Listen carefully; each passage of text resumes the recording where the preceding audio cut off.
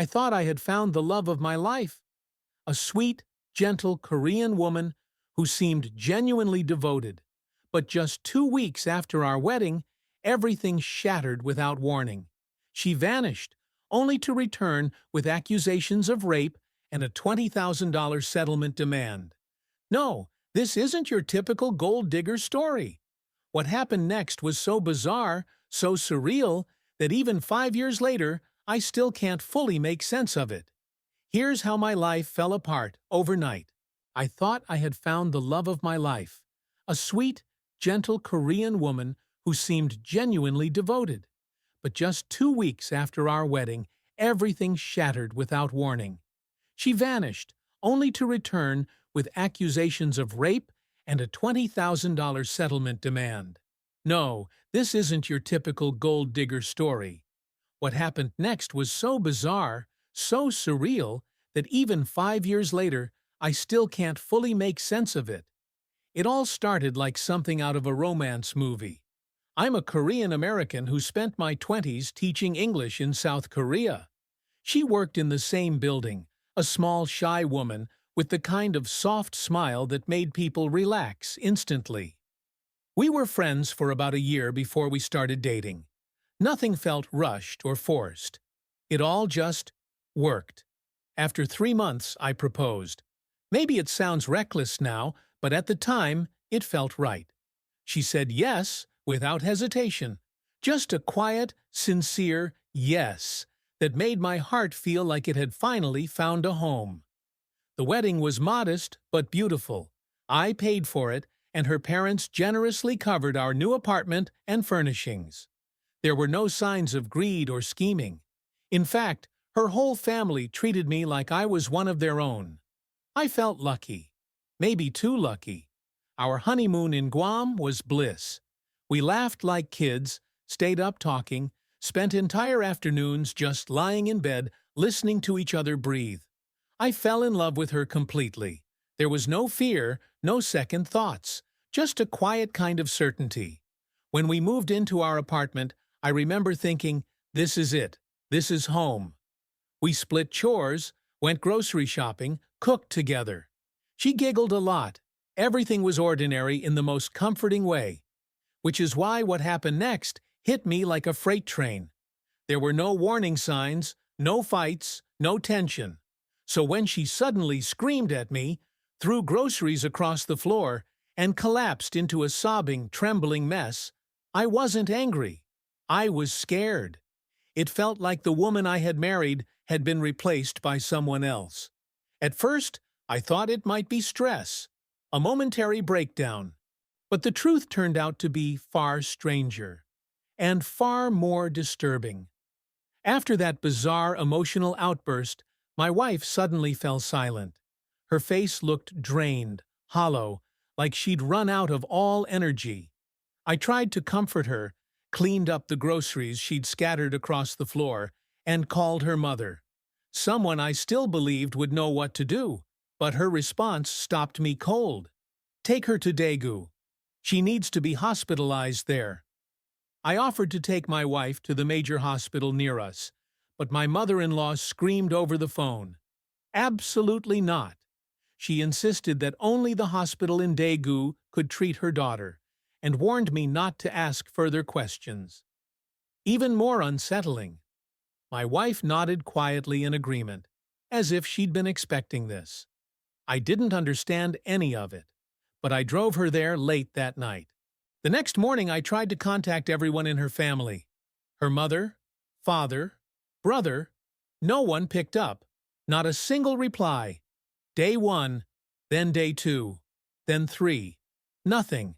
No calls, no texts, no explanations. It was like they had vanished from the world. Panic set in. Where was my wife? Why was everyone avoiding me? Why was I being shut out? Desperate, I drove to Daegu to confront them in person. This time, her parents opened the door with somber expressions. They told me she was undergoing serious psychological treatment and might need long-term hospitalization. I asked what had caused this sudden breakdown, but they wouldn't give me any straight answers. Severe depression, they said. dissociation, personality disorder. Before we could meet the doctor, her mother pulled me aside and gave me two strange instructions. 1. Don't tell the doctor you're her husband. Say you're her cousin. 2. Don't ask questions. Just listen.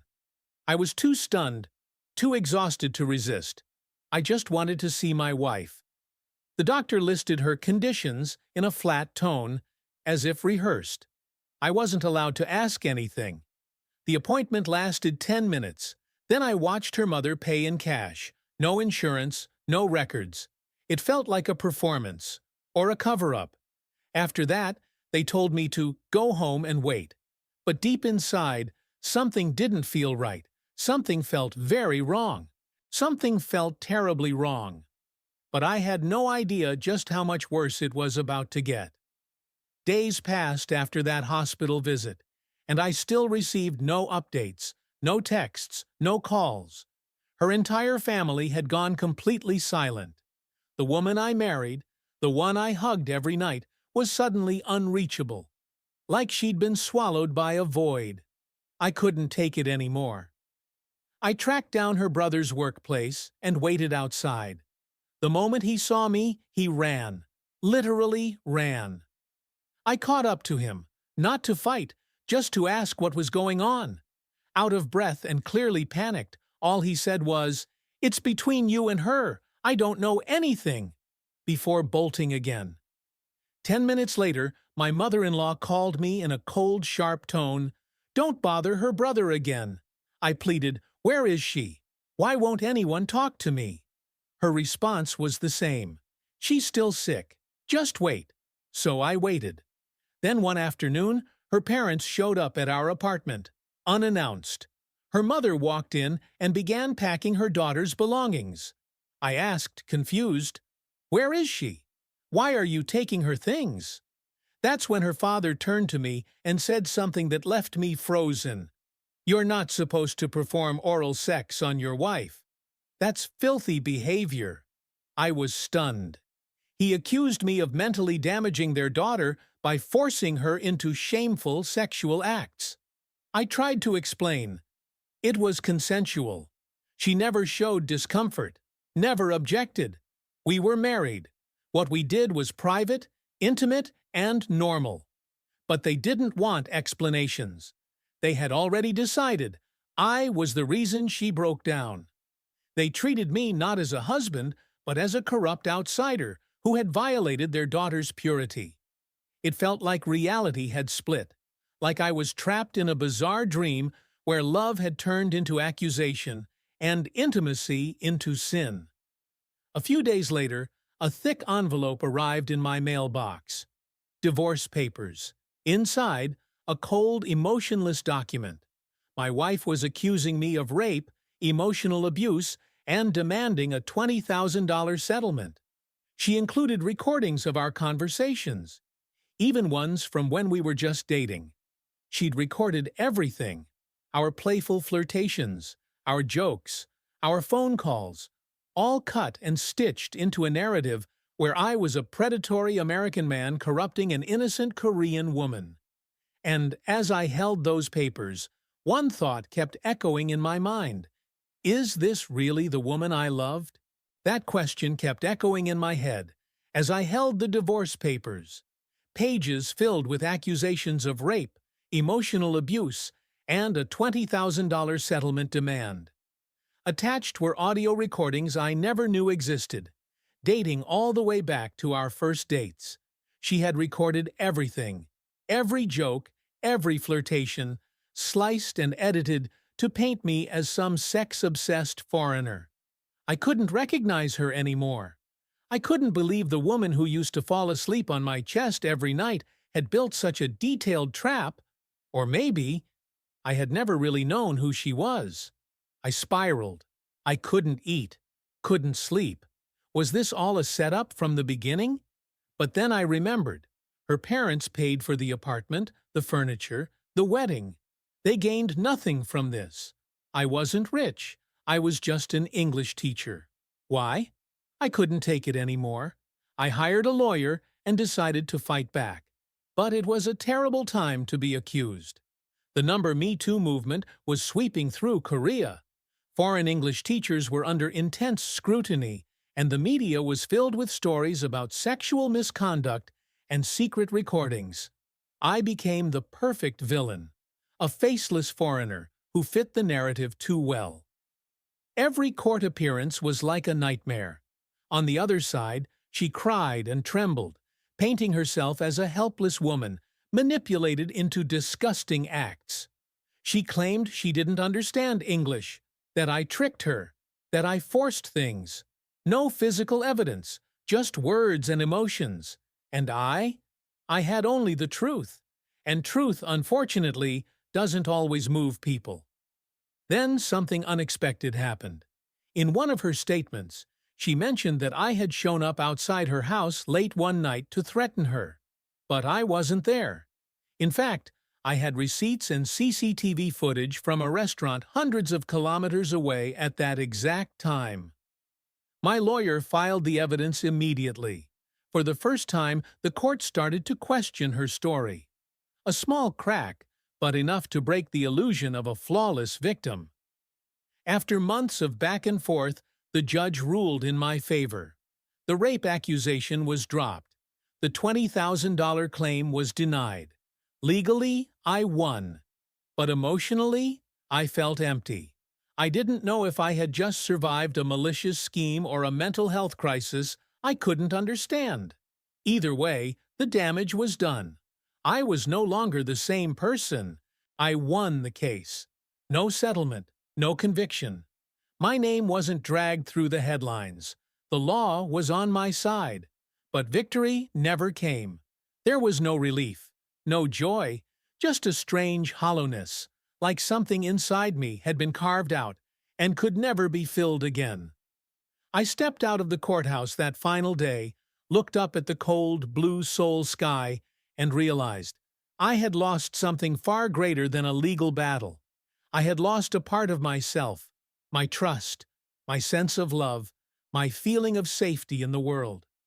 In the nights that followed, I barely slept.